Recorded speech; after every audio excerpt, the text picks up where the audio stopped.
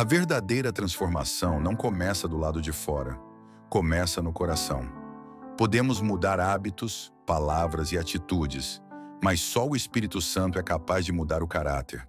Ele age nos detalhes, corrige com amor, confronta com verdade e molda com paciência. Onde antes havia orgulho, ele ensina humildade. Onde havia impulsividade, ele gera domínio próprio. Onde havia dureza, ele derrama amor. Ser transformado pelo Espírito não é se tornar perfeito, é se tornar sensível à voz de Deus.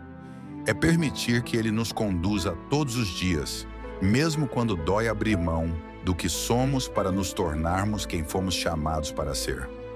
Entregue o controle. Deixe o Espírito Santo trabalhar. A mudança que Ele faz em você será o maior testemunho que o mundo verá.